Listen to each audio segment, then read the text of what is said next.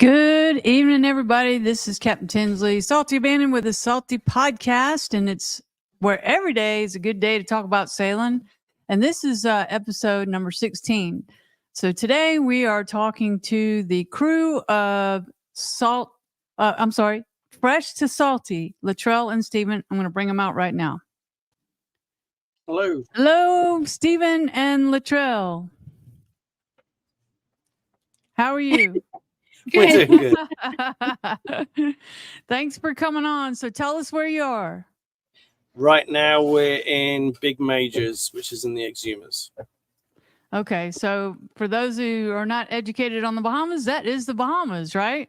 Yes. Yes. So that's it's right next to Staniel Cay, where all the pigs are that everybody talks about. Oh yes. Okay. And did you swim with the pigs? I didn't. We fed the pigs some carrots, but we didn't get in the water with them. There's not so many pigs here. Oh, So yeah. Apparently they've lost a whole bunch of them. So.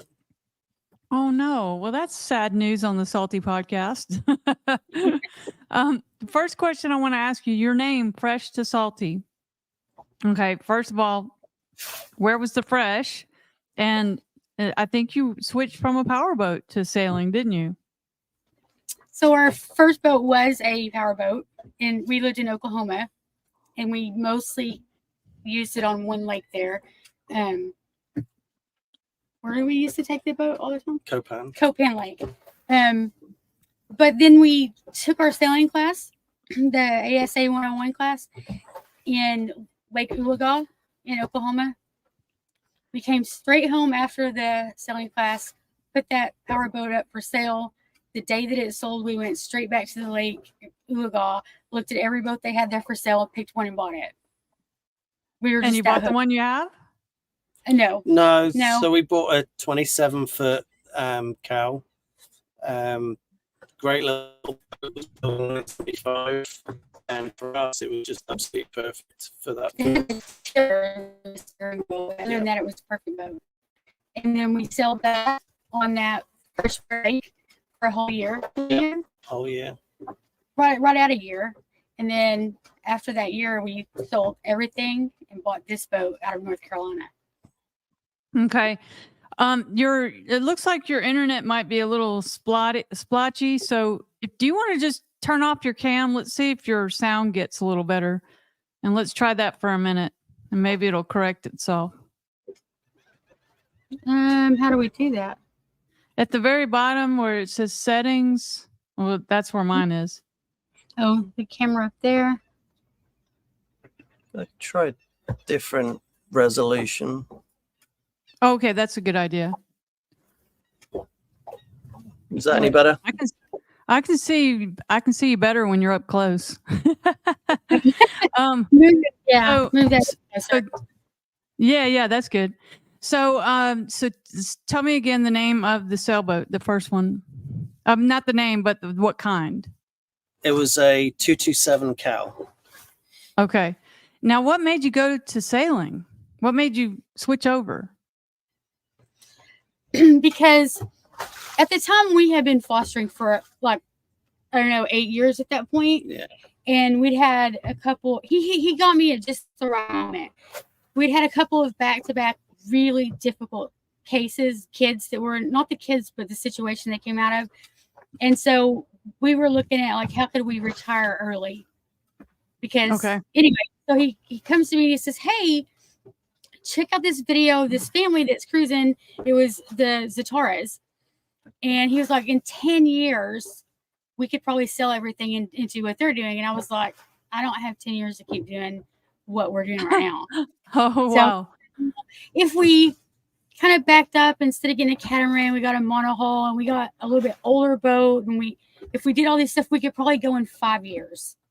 Right. So the original plan was that in 5 years, we would take a sailing class, and if we liked it, we would get a sailboat and sail it on that lake for 5 years, and then be able to buy a boat and leave. But I was burned out. I was super burned out, just with people.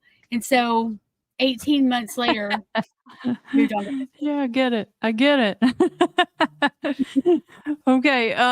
All right. So you got that sailboat, and then what was the next one? The one we're on now. So yeah, And that so we got is a 40-foot jeanneau that was built in 2002. nice. Okay. Yeah. I don't know. I'm mostly an island packet person. That's what most of the people I have been on that have been on this channel. But we're interested in. I'm always very interested in talking to all sailors. So we're diverse here for sailing anyway on the Salty Podcast. Okay, so my next question has to do with what prompted you to take the family. I think you might have just answered that. I mean, you're not going to leave the kids at home. Right. Well, so these are our our 3 youngest kids. We have 7 between the 2 of us. We have 7 kids total. So we have 4 adult kids and then 3 teenagers on the boat. And the 4 adult ones, they're all married or they've got partners and working full time and all that kind of stuff. So our 3 youngest kids, we started fostering when our daughter Katie was in pre-K, so like 4 years old, I think, 4 or 5. Yeah. And then 2 of the other kids we adopted. They were our first foster kids, and we adopted them. Those 3 kids couldn't remember a life without other foster kids in our home. So like they didn't know what it was like just to have us, just to have them and their parents. Right. So one of the reasons I didn't want to wait like 10 years, like he had originally said, is because I kind of felt like the kids needed just some time with us without all the drama that goes along with fostering and being, dealing with kids that are in the system. Plus, we also wanted to show them something a little bit different. Yes. We were in Midtown America, which we absolutely loved. But we wanted to show them that not the rest of the world isn't like America. And, you've got something very special with living in America. So, yeah. Sweet. I like hearing that. So this goes right into, we'll segue because you just kind of were talking about this. How does this trip, how has it enhanced your family dynamic and bond compared to other activities? So it's almost like you know what my questions are going to be.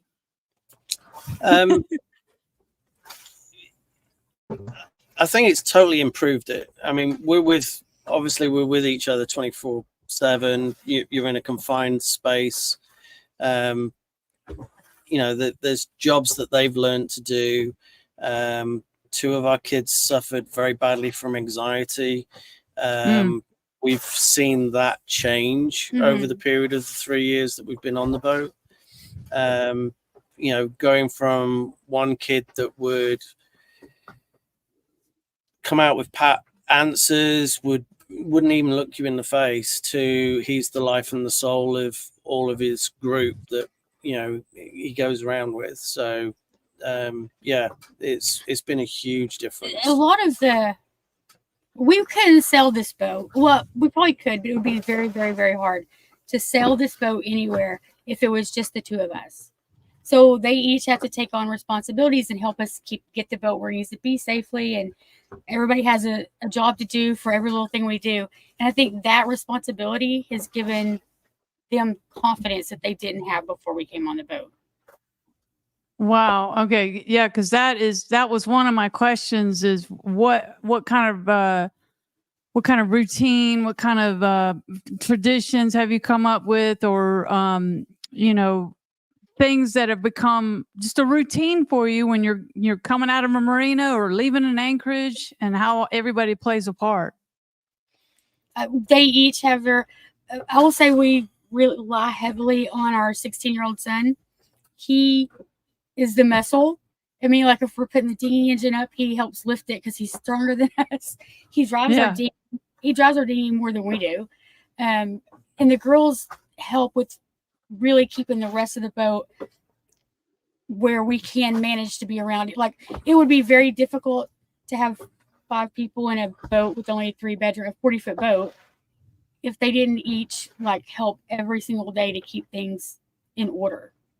Yeah, that I could see how that would get it would be chaotic if you didn't have if everybody wasn't like putting everything back, because if something's out and not put in its place, it's in the middle of everything. Yes. Well, that's cool. So go ahead. And now that they're getting older, they're also helping out with things like night watches for when we're doing overnight passages. They help with the anchoring. It's just all sorts of different things that they're helping out with. And doing the lines when we come in and out of marinas too. Yeah. And being able to use a fender to keep us off a dock. I mean, they've learned how to do a lot of it. So you don't do much dinging of your boat when you come in and out of marinas? No, only because we have a 16-year-old with a pole that will push us off anything that we can get close to. That is awesome. I do that all myself, and 1 out of 100, it didn't work out. I mean, well, I just get a scratch, and I'm like, oh. Yeah. But so yeah, that was my question. Manage day-to-day tasks and responsibilities. I think what are some of the unique challenges of all of y'all being in this space? I do think it's very difficult to get privacy. And then in fact, we have a buddy boat they're on a catamaran, and so they have more room. And they took all 3 of our kids on a little trip it was just 2 nights, wasn't it? In Virginia. And when they came back, one of our kids spent all of her time in the bedroom that they were using, because all the other kids were occupied doing stuff. And she was like, I haven't been alone in 3 years. Oh my gosh. To myself and privacy in 3 years. So she just chilled in their bedroom for 2 whole days reading books and stuff, because she was like, it's so quiet and there's nobody in here. So do you have a house back home or anything, or you just cut loose on everything? Yeah.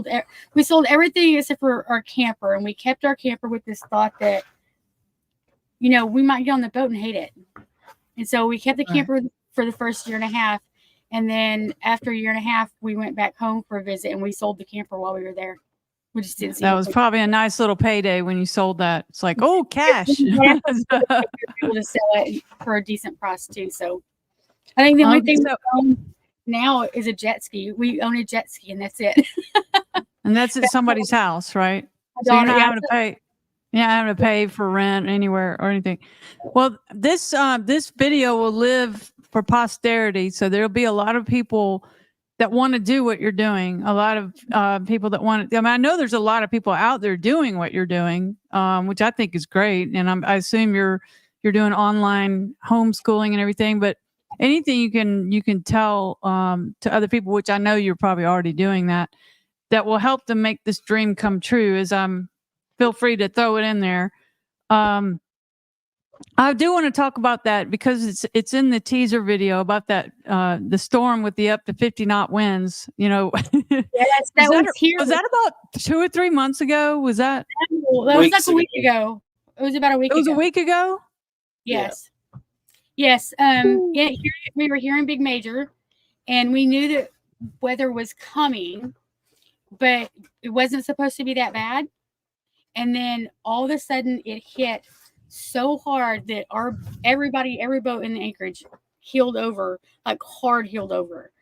And then after a little bit, it stopped, and then it just was rough the rest, storming and winds and stuff like you normally see in bad weather. But there was a period of time that it was pretty 54 knots, I think, is what our friends clocked on theirs. They have some way of going back and seeing the history. And it was like, I think 54 knots. Yeah. Wow. Yeah. I've been in that before. I've been in, well, it's a story. I stayed on a boat during a high 2. I didn't know, we didn't know it was coming either. It was supposed to go to Louisiana, and it came to Alabama, but that was a bad situation. I was tied to the dock, but the lines broke. So, all right. So moments of fear and uncertainty through that. Did you ever think, what have I done? This time we were like, wise, like, dang it. The first year that we were out, we had, I don't know if we were just didn't know what we were doing, so we were going places that we shouldn't have, or we didn't know how to tell the weather, check the weather correctly. But we found ourselves in a lot of bad weather the first year and a half. And I think we were all terrified at times. Yeah. But it's gotten to the point now that we've been through so much bad weather that me and our daughter Lexi will just stand out in the cockpit and be like, I bet that boat's really got seasickness right now because they're rocking bad. Or those people didn't get out. We'll just sit out in the cockpit and talk about all the boats in Anchorage. Well, and so do you guys? Did you get seasick at first and kind of get through it? I mean, do you kind of get used to it? Everybody on the boat got seasick except for me. But then I think you get times where you've been fairly still for a while and it comes back for a bit. Like today, it's been really rolly. We've actually moved locations. We were down in... You're kind of rocking there. Black Point, and the wind shifted round. So the Exumas isn't that great for sheltered anchorages, so it gets a bit rolly. But like this morning, everybody... Are you on the inside? I've never been there, but I've looked at that, map and charts and stuff. Are you on the inside? Side. There's a channel that goes through the middle of it between big majors and little majors. A lot of boats go in there, but our draft is fairly deep, so I see. We wouldn't want to go in there, but also there's not a lot of room for swinging. So, if someone makes a mistake, people are bumping into each other. So, okay. Can you kind of center yourselves a little bit? I can barely. Latrell keeps moving out of the camera slowly but surely, and then maybe pull it back towards you so you're more centered in the. There we go. Yeah, you're a little fuzzy, but do you happen to have Starlink? That was good, by the way. Okay. Let's see. Okay, so you kind of answered this one. Lessons or insights gained from the weather. So what did you start doing differently that led to you not putting yourselves in positions to be tossed around as much? I think a huge part of it isn't anything that we were doing differently. It was so hard that first year, and I don't know that things got that much different, but I think we just learned to cope with it better. Okay. Not as shocked, right? Yes, we used to. If our anchor drug, we panicked. If the weather got bad, we would just in a state of panic. And now it's just happened so many times that we're not as panicky, which I think makes the whole thing go better. We're not complacent. We're always checking the weather. Right. We did learn about the Cape Index last year because I hadn't really known about that, and it kind of didn't make any sense to me. But we've met other cruisers along the way, and they've said, "Oh, you need to check this out." And right. You pick up stuff that you don't necessarily get told in the AS because we've done the three main ones, but they don't really go into weather. I don't remember them ever telling us in the ASA classes, like, you need to be checking this for weather or that for weather, or don't go during if it says this or that. So we were just, it's not supposed to rain, let's go.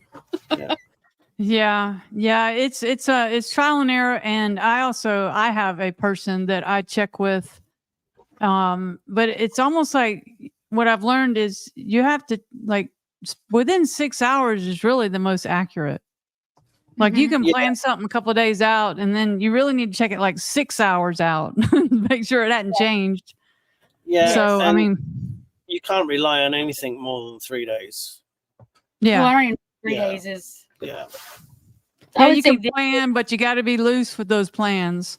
Yeah. Yes. And then so Mike Wack says their discussion of actual sailing experience is meaningful and amazing. And he also said, great interview. So got a little fan there. Let me do one thing. Introduce tonight's sponsor, which is me. So In case you didn't know, my name is Tinsley Myrick. I'm with Remax of Orange Beach, and I sell Gulffront condos in Gulf Shores, Orange Beach, and Perdido Key, Florida. And I also have, if you enjoy this podcast, I also have another one on Thursday nights, the Getting Beachy Real Estate Lifestyle podcast that I co-host with a team member. And it's a lot of fun. So we're just getting started there. So I hope you'll come check it out. All right. Thanks for letting me do that. Got to make a living, right? Yeah. So you touched on what you've learned from other sailors. How long have you been in the Bahamas? 2 months. Yeah. Right at 2 months right now. Okay. And where were you before? Virginia, North Carolina, South Carolina, Florida. It was just wherever, up and down the coast. Yeah. So you were like just anchoring offshore? No, we'd go into the ICW, anchor around there, or when we were in Virginia, we went into a marina there. So because we wanted to meet up with some people that had some other teenage kids, and we wanted them to get to know each other. So we've been buddy boating with them ever since. So. Okay. And I know that you met Mike and Steph. Yes. Of Sailing Vessel. And Bela, yeah. So we met them in North Carolina at a marina that we had stayed. We left our boat. We'd hauled out there, and then we went into a marina after.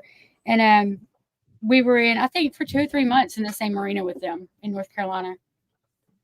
Probably my favorite marina ever is Whitaker Point in Oriental, North Carolina. They have the best showers. Oh yeah, I understand. Those are important. Bathrooms are important. Clean bathrooms, good laundry. Okay, so connecting with other sailors in the Bahamas. I know that's Mike and Steph. That's how I learned about you, because I've interviewed them twice in the Bahamas. And tell me a little bit about the atmosphere there. So you're obviously not at Georgetown right now. No, I don't think we're going to do Georgetown this year. There's a lot of boats down there, and we've also heard some stuff that I'm not too bothered about. That they've reduced the anchoring, and you've got to get mooring balls and things like that. And there's been some other issues with immigration coming on boats and checking, which they've got every right to do, but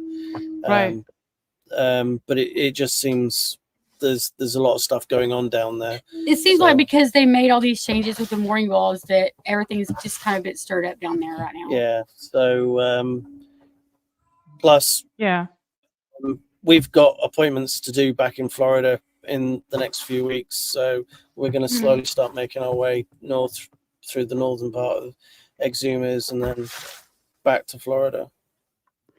And it's not off the boat though, right? No. Not off the boat, no. My daughter and I see an orthodontist in Florida, and so until we finish our treatment, we can't go too far from Florida. Okay.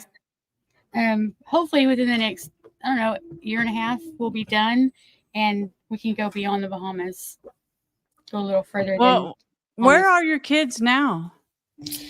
2 of them were on a buddy boat over there. As soon as we said we're doing a podcast, they're like, "We're going to Isla. See you later." And then one of them's down there doing art projects. It's okay. She is there. Yeah. Okay. They didn't want to be on the podcast.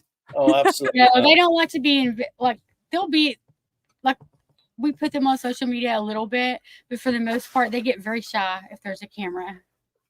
Oh, wow. That definitely shows that they have not been in the real world. That is perfect. Good job, guys. I would have to put that one in the plus column for effects on kids. Put them on a boat. I years ago, when I was researching sailing, when I was doing all my exploratory research, I watched a video of a family that raised their kids at anchor in St. John in the USVI. And they were just happy kids, jumping off the boat, swimming and fishing.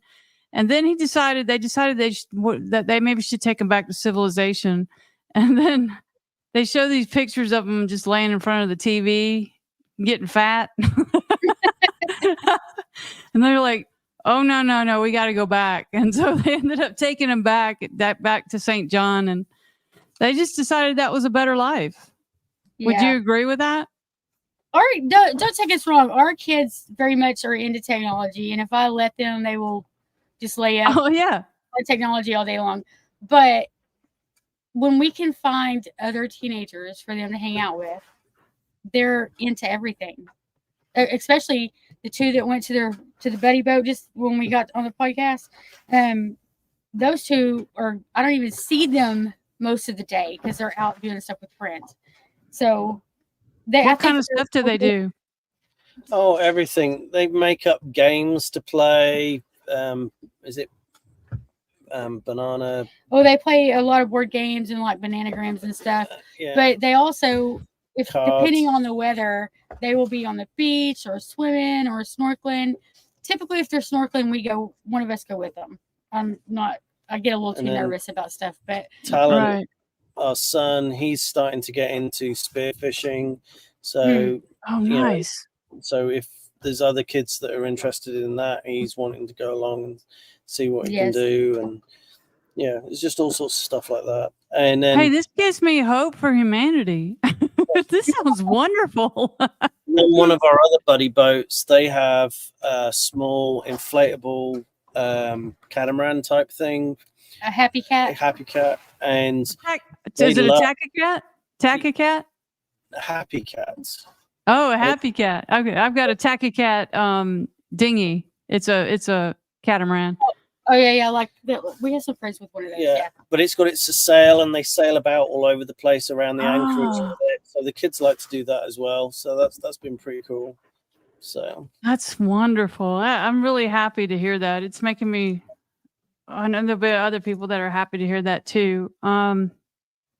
Let's see. How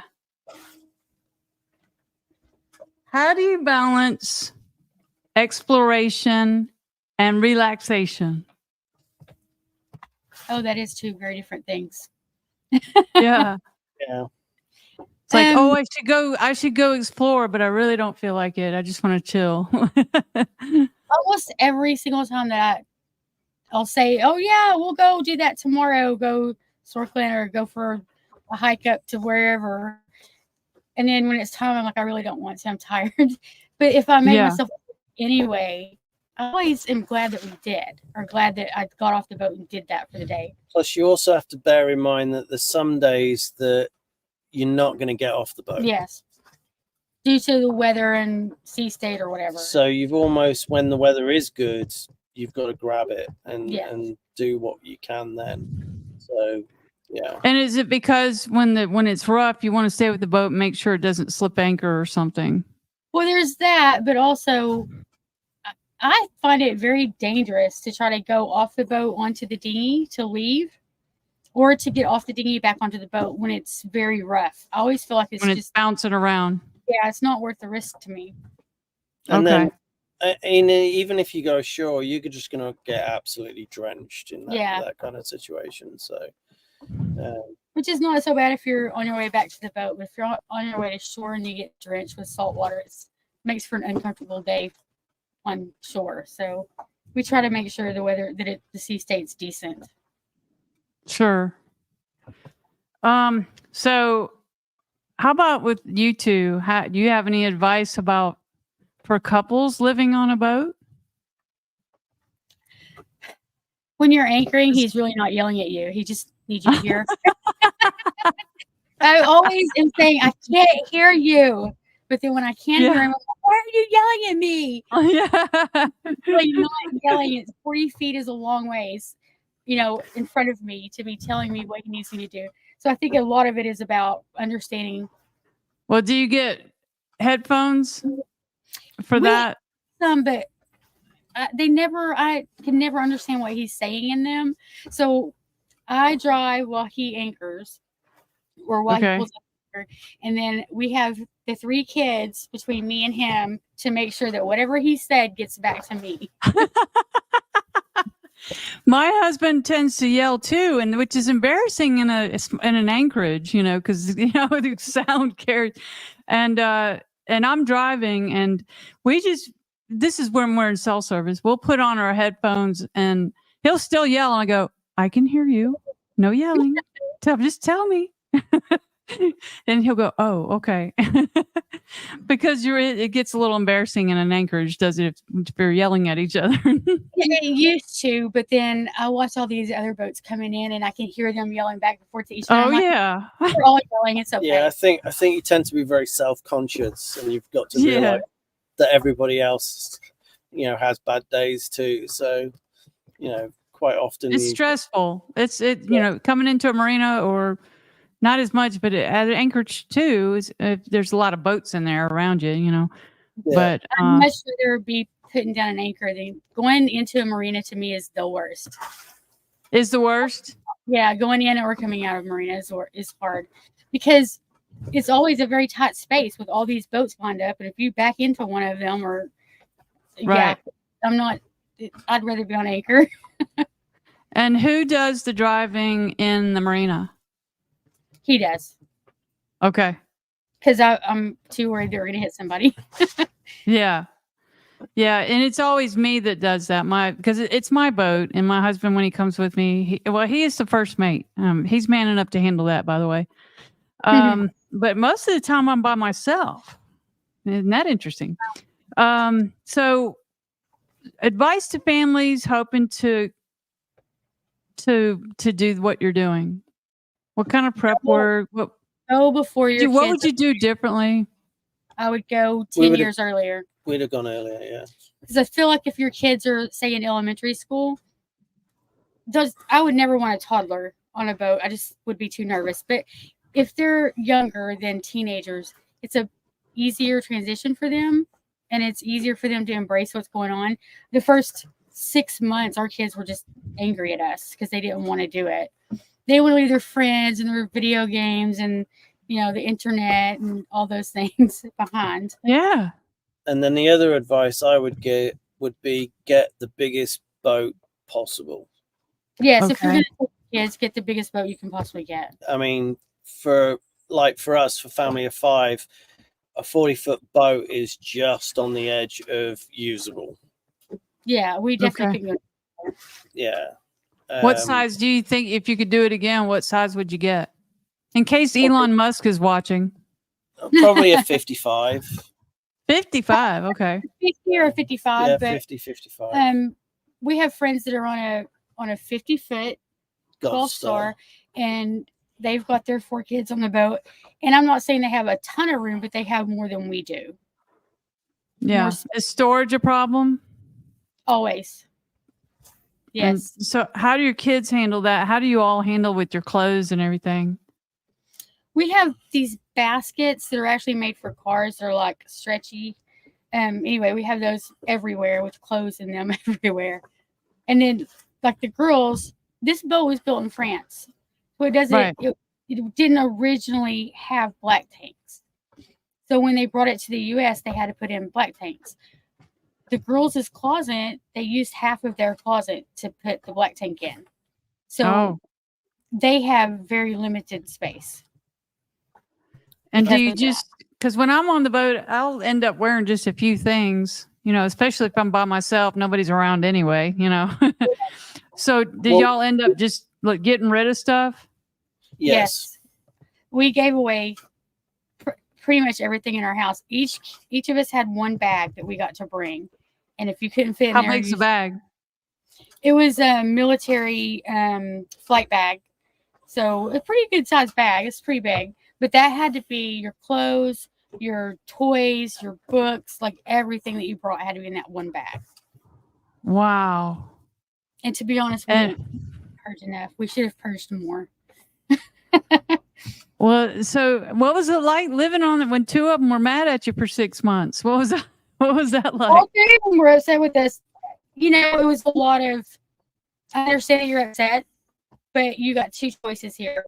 You can stay here and be miserable, while your friends go on and keep living their life, or you can just embrace the suck and let's go for it. Let's just do what we're doing. And so they eventually, as long as we found things for them to do, they eventually go for it. And even now we talk about would they like to go back to public school, and they would not. They don't want to go back to school. I bet. Oh my gosh. And they're going to talk about this for the rest of their lives. Well, that was something else that I wanted, because when you're submitting a resume, there's always a personal section in the bottom. And from my experience of being in the workforce and having to hire people, everybody's got degrees, everybody's got experience, everybody's got qualifications, but it's the personal stuff that they do that makes them stand out. And I just think that, when they start applying for jobs, they can put, hey, we've sailed over 6,000 nautical miles, or, we've sailed to the Bahamas and back. We've done this, we've done that. And that's going to make an impression on any future employer. So, yeah. That's a very good point. It's all good. So. What about the other 4? Have they come and visited you? They're adults with their own lives. Some of them have children, and so some of them are what? Some of them have children. So okay. Yeah. So Stephen has 2 sons that live in England, and they haven't been to visit since COVID happened, because when COVID happened, they basically their flights got canceled, and then right after that we bought the boat, and it's just been chaos. And they both have jobs now, and they're adults, so they can't just always come like they used to. But and then I have 2 girls from a previous marriage too, and so they are both married with their own kids and their own jobs. So we go home occasionally, and I'll watch them. We've had 2 of the grandkids on, and they've been absolutely brilliant. In fact, they're texting us right now. They've been texting. Hey, when are we coming? When are we coming? Yeah, so. The 2 oldest grandkids, we brought them out for a couple of weeks, and now I'm getting texts saying, "Hey, school's going to be out soon." That is awesome. And where are they? Oklahoma. So they're in Oklahoma. Okay. Okay. Oh my gosh. Every time we've gone home for a visit, I just watch my daughter just going to work and doing the laundry and running the kids to their sports, and I just think, how did we do that for 40 years? Like, it's a lot. It's a lot, and I don't know that I'd ever want to do it again. So you're in for the long haul. Yes. Although there's times that we definitely say, that's it, we're selling the boat. Yeah. We go. Well, when something breaks, right? That's it. Nearly always when something breaks. But we have an agreement. It's the same agreement we had when we started fostering. We agreed that if one of us wanted to stop fostering and the other one said, "Hey, I'm not ready to stop yet," that we wouldn't stop. And so I was ready a lot of times, and he was like, "Well, I think we should keep fostering a little bit longer." So for a long time, we went back and forth about, should we close our home to fostering? So we kind of made the same agreement with the boat. Like, if one of us says, "I'm done with the boat," and the other one says, "I'm not though, like I still want to be here," then we'll figure it out and we'll stay until both of us are on the same page about it. Plus, we've also. So how long does that last? When one of you is like, not very long. He told me just a couple days ago. He told me a couple of days ago, "I don't even know if I want to live on this boat anymore." And I said, "When we get back to the U.S., we're off the boat.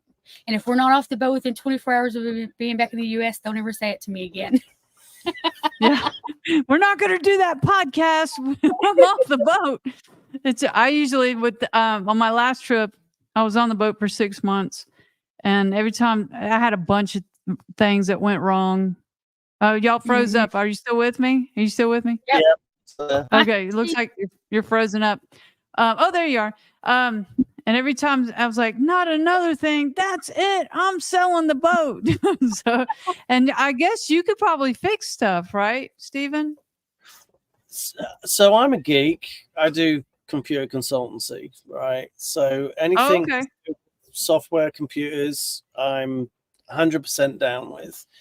When it comes to things like water makers and diesel engines, that's where and the head. And yeah, that's where my Yep. comfort zone is really stretched. And You hire people. No, he figures it out. Eventually, I have to fix it 10 times, but eventually I figure it out. The first year and a half that we were on the boat, we planned for both of us to not be working and just have that time to figure out how to live on the boat. So we had kind of planned for all that. And that also meant that we didn't have the funds. If it broke, it was up to us to fix it. And so that's just we've done it time. So, I mean, we had to put all new instruments in on this boat. We put a new inverter. Before you left. Mm-hmm. Yeah, we put a solar arch on, put a water maker and an air conditioner in. So there was a lot to do to this boat just so that it would be comfortable for us. So yes, it was a small boat, but it didn't have like a setup to live aboard for long term. It was more for a vacation in the Bahamas, and that's back to land. Yeah, the only thing I don't have is the water maker, but it's when I need it, I'm gonna make that investment. Do you have any recommendations on a water maker? Do you have a little one or a big one? So we have a particular brand at the moment that everybody on YouTube talks about, and I'm not too happy with it at the moment. Let's hear it. So well, he won't say it, but I'll say it. We have a Spectra water maker, and Spectra. Okay. Yeah, I don't think that we really knew what we were doing, taking care of it, but we have gone through a bunch of 2 different technicians, a bunch of phone calls and emails and parts, and we've spent $1,700 so far, and the water maker's still not working. Oh, I mean, I feel like I know what's it, and if it comes out to be that, I think it just needs a new membrane. But if it just needs a new membrane, I'm going to be so mad that we bought all the other stuff. But there's a few other things, like the insides of it are all plastic. So if you get a tiny little bit of sand, or say some of the metal fittings have corroded and that passes through it, that can cause a lot of damage to the insides. So it never builds up the pressure properly. So, but we like the idea of a 12-volt one because it means we can just run solar all day, and we're filling up the water tank. Yeah. I mean that seems like it would be the only option. I mean, if you're going to be at anchor a lot. Well, a lot of people get like a small Honda generator and then run a 110 version off that. So, but we've been pretty consistent about trying to make sure everything is 12 volts. Yeah. Right. Yeah. Well, and how much? Obviously, you would have to have a big one because you've got 5 people. So, this one's supposed to make 8 gallons an hour. Right now, it's making about 4 because it's not working properly. Less, yeah. So we have, so we can hold 80 gallons of fresh water, which for a family of 5 is not a lot. And we're probably making water every 3 days. Oh, okay. If I have my way, we'll make water every day. Yeah. Well, so what brand would you recommend if you had to do it over? People are listening, so. So we've heard a lot of good stuff about Cruise RO, so I'm looking at that at the moment. It's a very similar design, but they've looked at where the problems are and they've redesigned those issues. So it's a little bit more expensive, but I think in the long term it would be a worthwhile investment. What kind of range are we talking? You're looking around the 6,000 to 7,000 mark for a 12 volt. And that would give you more water per hour, because I've heard higher numbers. Oh, some people make like 40 gallons an hour. So I would love to do that. So all of the AC powered ones, like the 110 ones, they make about 30 gallons an hour, but then they're running on AC, and you've got to have the battery and the inverter or a generator to keep up with that. Right. So, I mean, one of the things that we've learned over the 3 years is there's always a compromise to something. There's a compromise to what boat you get. There's a compromise to, what sails you have, what water maker, what solar panels you've got. There's always a compromise. And it's trying to figure out what works best for you. Right. Okay. We've got several people watching. So if anybody watching wants to ask a question, please feel free. It only works with Facebook and YouTube, unfortunately. We are live on several platforms, by the way, including Instagram, X, YouTube, Facebook, Rumble, 2 Facebooks, 2 YouTubes, 2 X's, actually. So it might be some of your friends watching. So if you guys want to, say something, please feel free. Well, Jim and Lisa, they're our oldest sailing couple. They've been amazing to support us. So they've always, encouraged us and kept us going. So I'm sure that they're watching. Are they in the Bahamas? They're in Oklahoma. They're in Oklahoma. They're still working on, becoming full-time cruisers. So and we actually breaking free. This Lisa and who? Jim. Jim and Lisa. Shout out to Jim and Lisa. Please come. I'd like to interview them and hear what they're doing to prepare for their sailing life. I could probably hit that. Yeah. Okay, yeah, because I like to talk to people at all different stages. I've talked to circumnavigators. I've talked to you're the first people with 3 kids on board, and that's very interesting. But I'd like to also talk to some people that are just getting started. They probably are sailors, right? Yes. So we met them when we took our ASA 101 class. Okay. Oklahoma, and then we ended up buying a boat at that same marina, and they were coming to. They had like a sailing club. And so we joined that, and Lisa and Jim had joined that, and before you knew it, we found them a boat to buy in the marina, and so we were like out, doing the marina together, and then now we've moved aboard, and so they're still like trying to get landlocked coming back. So yeah, so they're cool. They just weren't ready to like sell everything yet and leave. So hopefully soon they'll be ready. Well, that'll be fun to talk to them. Whenever maybe you can hook us up. Yeah, I can do that. And Jim sailed from Oriental to Florida with us. Yes, we had him come on the boat and just do what was it, 8 days, I think? Yes. We stopped a couple of times just to sleep and get fuel, and kept going. How did he do? He did good, I think. Considering he'd never been on the ICW or out in the ocean before, he did pretty good, yeah. Oh, wow. Yeah, okay. Well, you got to start somewhere. I mean, that's what I took ASA 101, 103, 104, and then I let a bunch of time go by and I didn't remember anything. So I went back, took a refresher, and then I got a boat, and then I got another boat. 5 years later, I got another boat. And the one you see behind me here is my Island Packet 320, in case you didn't know. So have all your boats been an Island Packet? Everybody that that I've owned, yeah. Well, my first boat was a Catalina 25, and I had it for about 10 months, and that was just like great learning boat, right? Mm-hmm. And but I knew I needed something a little more substantial. It's a coastal cruiser, so if I went out in the bay and a powerboat went by, I was like, boom. And I took it all the way from Orange Beach to Fort Walton, which is probably about 9 hours.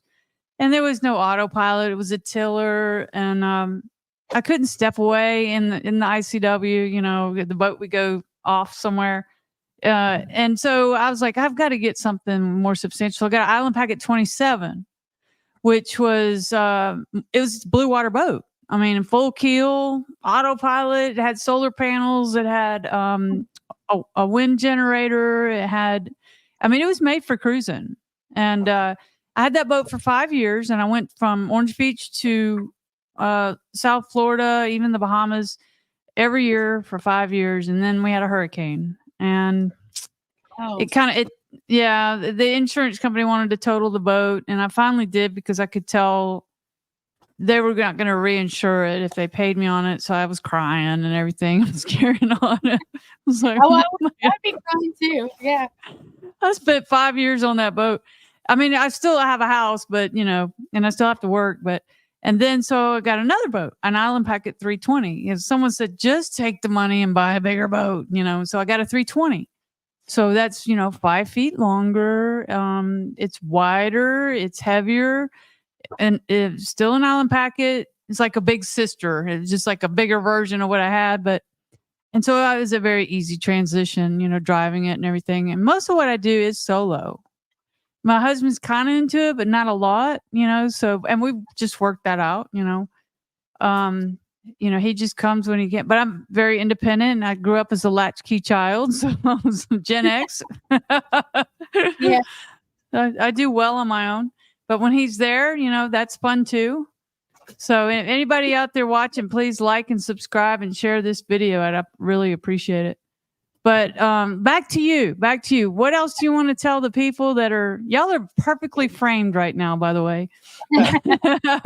Thank you. And you got the darkness in the background. It works out good. What else do you want people to know? The community is brilliant. There's nothing like it. I mean, we've had friends that have sold their boat, gone back to land, and they've all regretted it. Oh, wow. They've said it's not the same because the communities that they're in just do not understand the same thing. So it blows my mind how many people are doing this as well. I mean, in this anchorage alone, there's over 100 boats right now, and that's just one small part of the Bahamas. Yeah. There's about 500 down in Georgetown right now. There's hundreds of little anchorages all up and down that have got more than a few boats in them. So it just blows my mind how many people are actually cruising around and going up and down. And apps like No Foreign Land are absolutely valuable, especially if what's that? So there's a mobile app called No Foreign Land, and you can register your boat on it. And basically, you see every other boat that's around you. If they're registered on the app. Moving up and down. You can talk to people, find out what anchorages are like. You can go on the app and go to the anchorage that you're going to head to or where you're currently at and zoom in, and you can see where there's a water source, where there's fuel, where all the stores are, because the people using the app can add, if you found a laundromat that wasn't on there, you can add it. Or you found a great place to go snorkeling, you can add that on. So it's been kind of built by the users. I'm not sure who the people are that created it, but they were. Did you say No Foreign Land app? No Foreign Land. This is good info that we like to give here on the Salty Podcast.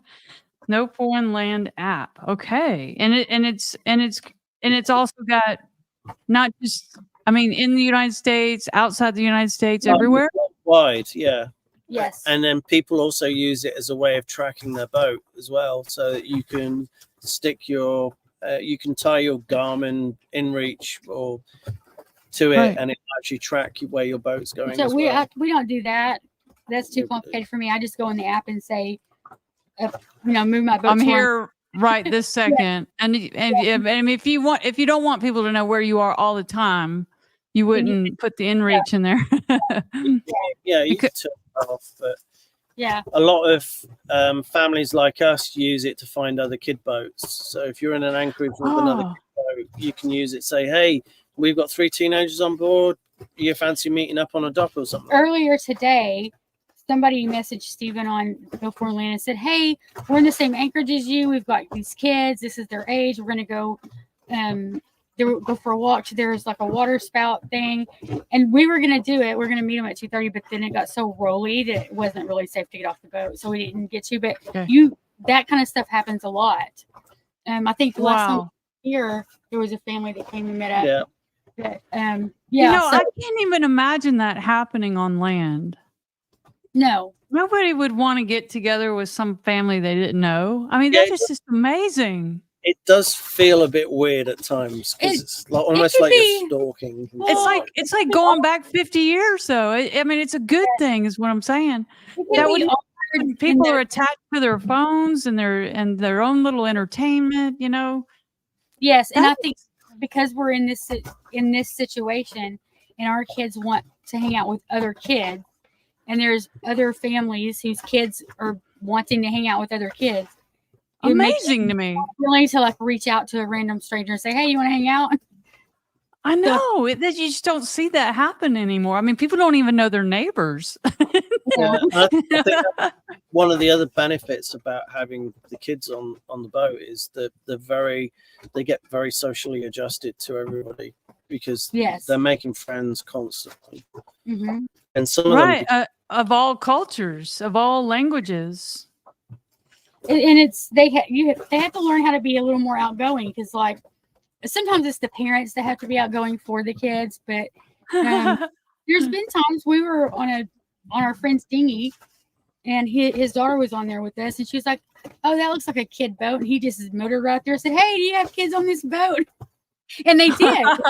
We ended up meeting with them for a couple of days, just talking with them and stuff. Sometimes you just have to do to meet people. So yeah, definitely would recommend that. It's probably the best thing, and it's free. You can donate towards it, but the couple that are creating it are cruisers, and they're writing it all themselves. And it's just absolutely brilliant. Couldn't recommend it more. Yeah, you can.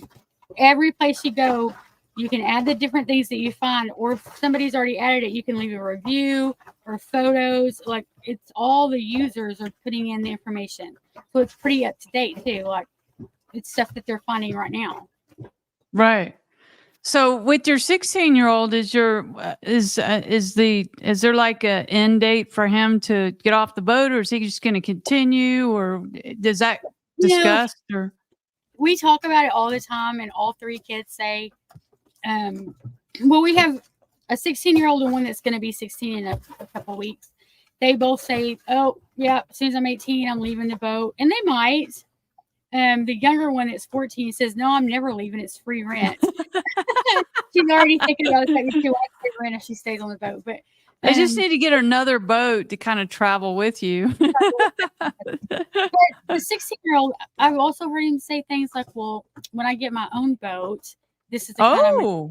And so I'm like, maybe he's not in a hurry to get off the boat because he has talked about, having his own boat. I mean, we got one that definitely wants to get off, but she wants to go to university. She does animation. She's done illustrations for people and stuff. So she's the one doing the art project. Yes. So there's another couple on a boat called, I think, Mingus. Their boat name is Mingus, but they have a charity called Selling for Smiles, and they go all through the Bahamas. And she is a dental hygienist, so they go to all the schools that they can, mostly in the Abacos, I think. And they do like a presentation, read them these stories, teach them how to clean their teeth, give them like a packet with toothpaste and stuff in it, toothbrushes. Anyway, so she's written 2 books that she uses for that when she goes into these schools to teach them. And then our daughter, Katie, illustrated both of the books for her. Oh, my gosh. And that's an opportunity she'd have never had if we weren't on the boat. She'd have never met them. But very motivated. She wants to do illustration at some point. Well, and that is something she can do from a boat. I mean, you can do a lot of things from the boat nowadays. Yeah. I remind her often that she can travel the world with us and still do illustration. So when you're done with your orthodontist visits, what's the plan? We'll come back to the Bahamas that season, and then we'll keep going. We'll head down to Grenada, and then one of the longest term goals that we've got, we'd like to actually sail the boat back to the Mediterranean because it was built in France and actually came over. It was sailed single-handedly over through the Atlantic to the Bahamas. So we'd like to go back there and explore all of Europe. And you're not going through the Red Sea, right? No. So we'll probably go as far as Cyprus, or, Turkey and Greece. So Then but come we- back around and then go around the tip of Africa? When we first started, we were all like, yeah, we'll sail around the world and we'll do all of that. But I also think at the same time, we're kind of like, that's a lot of work and a lot of time. Yeah. We Going really across want the to do Atlantic is a lot of work. Yeah. Yes. So, I mean, I love the sailing part. To me, getting there is in a lot of cases is the most fun. But the idea of being on a boat for 3 to 4 weeks and not seeing anything is kind of like, yeah, do I really want to do that? When you start getting into the Pacific, if you're being really honest about it, that's what you're doing. You're not going to see land for 3 or 4 weeks. It's a lot of traveling. I also find a lot of these YouTube channels, they're absolutely brilliant. They're influencers, and what they do is great. But I also don't think it's very realistic about what's happening and what's going on. Like the 3 or 4 weeks at sea. Yes. You think it's more miserable than what they say? Probably, yeah. So Maybe. So I kind of think a lot of that is, kind of up in the air. And so, I mean, you could spend 10, 15 years in the Caribbean quite easily. You could spend months at each different anchorage and see something different. I mean, certainly from snorkeling and diving point of view, I mean, there's just so many places to see and, different things to look at. I don't think you could really do it all justice unless you spent weeks, if not months, at each place. Well, that's more my speed. When I'm able to, the reason I'm doing the podcast is because I'm at home, and I get to live vicariously through all of y'all out there right now. And I thought, what's the next best thing? Talking to people out in the Caribbean, So I think when I get to be cut loose, I want to spend it in the Caribbean. Yeah. There's just plenty to see there, and I want to stay in this hemisphere. It just seems safer. We spent the first 2 years going to the Abacos, which we absolutely love. I love the Abacos. Yeah. People are absolutely amazing there. And then this year we've gone down through Eleuthera, and we've done, some of the exhumas. But to be honest, there's a lot of places in Eleuthera that we skipped, and that's going to be another based trip. on weather windows, and we have one day that we can get this far with this wind, and so sometimes we didn't stop because we knew we needed to get to. And it's the same with being in the exhumas. We've skipped so many different anchorages. And every one of them's different. Every one of them has something else to offer, So, yeah. I mean, you really could spend years and years in the Bahamas. Oh, well, there's 700 islands in the Bahamas. I mean, and you guys are all set up to visit all of them. Yes. So, trying to be anyway. Yep. So so I'd like to catch up with you again in the future and get an update. So you're going to go back to Florida. You got to do the orthodontist thing. And then when are you heading south again? It's kind of up in the air right now because we have 2 buddy boats. One of them has gone on to Georgetown, and the other. Wait, you kind of broke up there. You broke up there. One of them's going to Georgetown, and one's going where? When it left for Georgetown a couple of days ago, and the other one's still with us, and they're going to cross back to the U.S. with us. Okay. They are the one that's crossing with us is going to Texas, and then our friends that are in Georgetown are going to stay in the Bahamas for a few months. When we get done with all the stuff we have to do, which will be the end of April, we're going to look and say, where are our 2 buddy boats? And if the boat that's going to Texas is too far for us to catch up, then we may hop back over to the Abacos and go with our other buddy boats and spend a month there. Or if we don't do either one of those 2 things, our grandkids are coming, and we may take them to the Keys because they have never been to the Keys. Oh, okay. So where would you leave out of? Fort Pierce, probably. Yeah, we really like Fort Pierce. Okay. and Yeah, that's nice. St. Augustine is really good as well. Cape Canaveral is not too bad. We've been to West Palm, but we haven't stayed very long there. But we would like to go back there. But I would say, because of Orlando Airport, it is probably the cheapest airport anywhere in the US. So flying, Right. I don't know about in the and whole out. US, but they are a lot less expensive than some of the other airports. Yeah. Okay. So, and it's just easy. I mean, we've got a UPS box there, so we get all of our mail sent there, and it's just easy to pick up there, and you're pretty well protected from everything as well. If we do go into the Keys, we'll definitely go to Josh Tortugas. We've been there before and we love it there. Yeah. It's a nice Yes. place to go And to. then we like Marathon. I think we'll probably end up spending most of the summer there, actually, because we've got a number of projects that we want to do. In the Anchorage there, or grab a mooring ball, or We're probably going to end up in a marina for two reasons. where? One, I've got a in- lot of experience there. in Marathon, we're looking at doing like a membership at Safe Harbor, because then if you travel on and you have a membership, Right. you can use the other Safe Harbor marinas too. But partly because it's going to be summertime and nobody wants to be in the summertime without air conditioning, so that we could use air conditioning. If we go into a marina, we'll have air conditioning. And the other thing is, we want to do a bunch of sewing projects on the boat, and in Marathon at the city marina, which is mooring balls, is what you have to go on. They have like a whole huge room that you can do, like take your sewing machine in there and work on projects. And you sewing on the boat so hard. And I'm Yeah. not a great seamstress, so I need like an easy environment to make the hard stuff a little bit easier. So I think Marathon is where we're thinking we'll stay for most of the summer. Because we want to enclose Okay. the cockpit so it stays dry Yes. during bad weather, and it becomes more friendly. I'm jealous. I'm jealous. you- I don't have a full enclosure.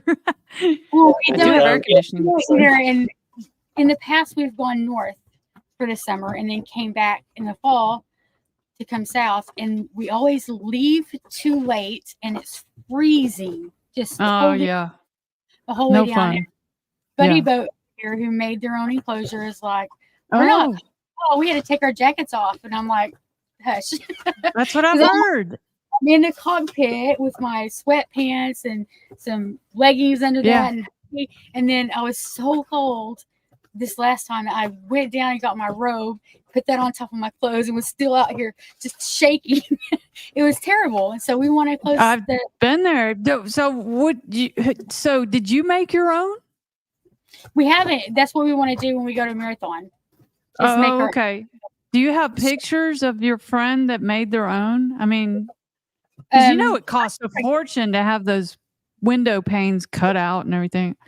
So, possible. and I've got it for like the front part, and just a little bit of the side, but I'd like to do something, because when I cross the Gulf, and it doesn't even have to be that cold for it to be freezing on the Gulf of Mexico at night. yeah. So they've So- built those over a year or two. So and they've just added panels as Yes. they were going. So I'm pretty sure they made the front ones, and then later they added a little more, and then a little more, until they just kept adding panels until they had the whole thing around. So they put the zippers on and everything, huh? I don't know if I can do all Yeah. those zippers. I'm gonna have to do some Velcro, but she Velcro, definitely. yeah. Well, I have I just- both. He's got the Velcro and the zippers. But you make I would be dinghy interested in. I need to start getting budget with things, because I get that credit card out and pay some other people to fix the engine and do this and do that. Yes, and then Uh, you made some dinghy chaps, which have We been have- absolutely brilliant. we have as dinghy well. chaps that I made that they need to be. I need to make new ones because they've got lots of tears from all the stuff that would be tearing up the dinghy is tearing up the chaps.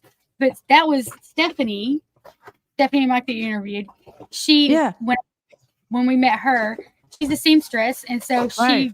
just said, "Let me show you how to make the pattern." And then once we made the pattern, she'd come up and check on me every now and then and be like, "Okay, we'll do this or do that." And so I got the whole thing made. And those are the chaps, because I would like to get. Yeah, I each would have. like that for my dinghy too, because I just don't want it sitting in the sun baking, you know?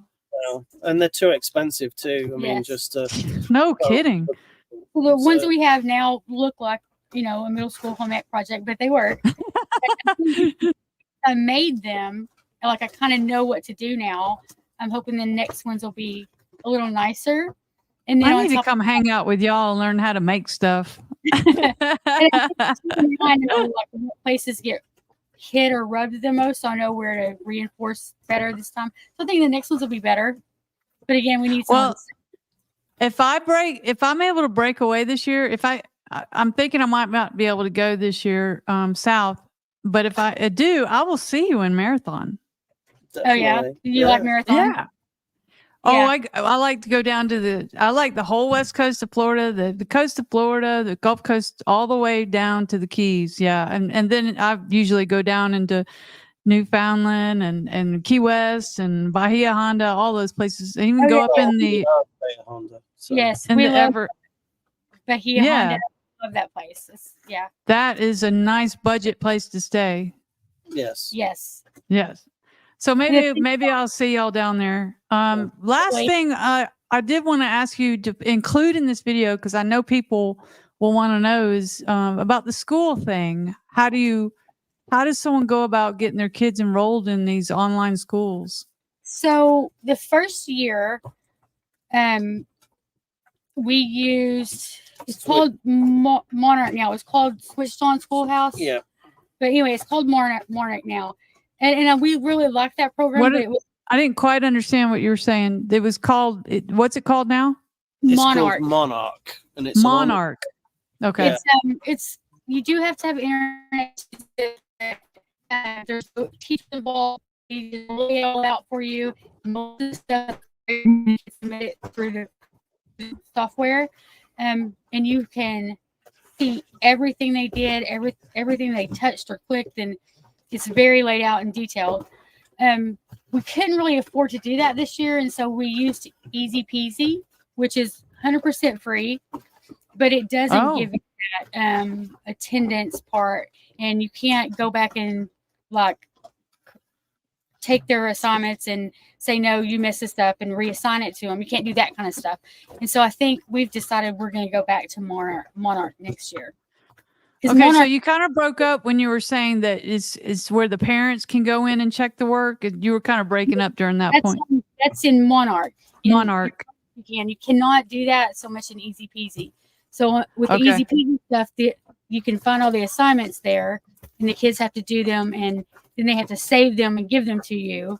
Where on Monarch, it saves everything for you.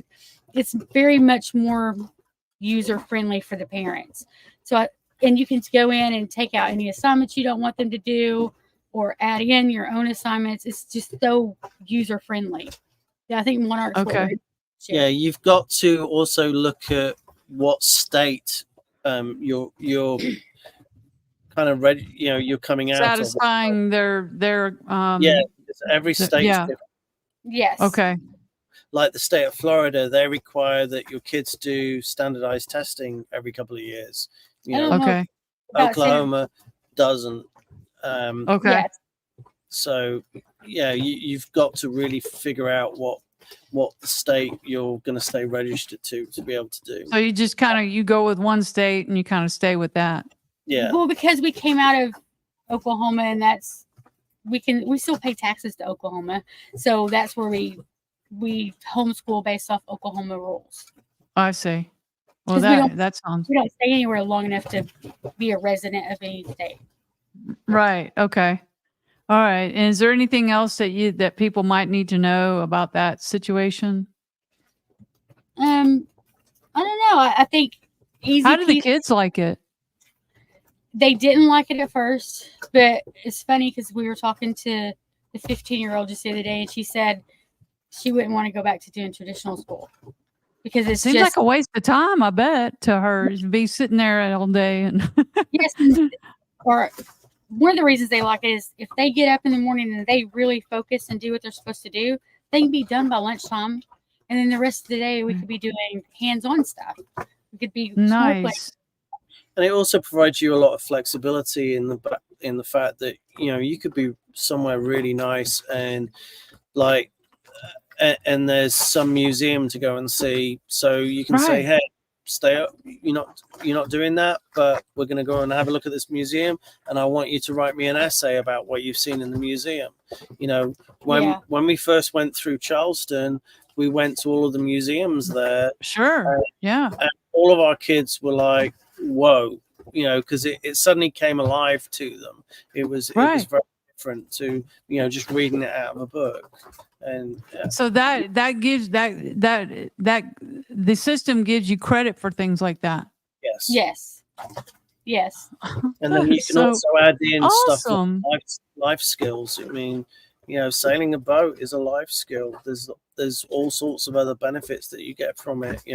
Learning about marine life is a life. We need to take them down to the Mayan ruins and stuff like that, and you do keep on going. Yes. And if you go to Greece, oh my gosh, there's so much there.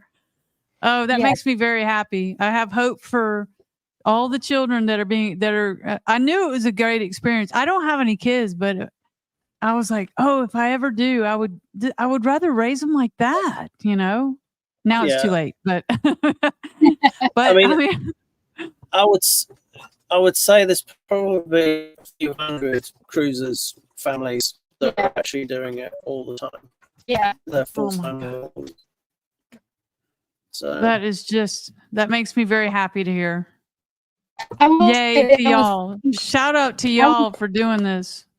I was extremely nervous about homeschooling because I felt like I wasn't the greatest student in school. Like I graduated because I did the bare minimum. And so I was concerned about that. But especially if you're using the software that helps you, it's not that difficult. A lot of it as a parent. Are you talking about as a parent? Yeah, as a parent. Okay. It's not as hard as I thought it would be. And because a lot of it falls on the kids. They have to be responsible for doing their homework and turning it in. So I don't know. Well, do you think that you would have been more interested in school if you were doing it this way? If you were yeah. I would have been more interested in knowing, especially history, if I was going to different places and seeing a place. Then I want to know, well, how did this get here? How did that happen? But to read, did you learn all about the pirates and everything around Nassau? Oh no, we haven't been to Nassau yet. Oh my gosh, it was a total pirate kingdom there. It was just infested with pirates. So many good stories about it. I mean, I've read so much about it, but all right. Well, I guess we've been on here for over an hour. We've been over an hour and 18 minutes. I sure do appreciate it. Do you mind if I catch up with you again on down the road? Absolutely. Will you come back on? Definitely. People will have questions. People will have lots of questions. So thank you so much. I really appreciate it. And so what we say here on Salty Abandon is Salty Abandon out.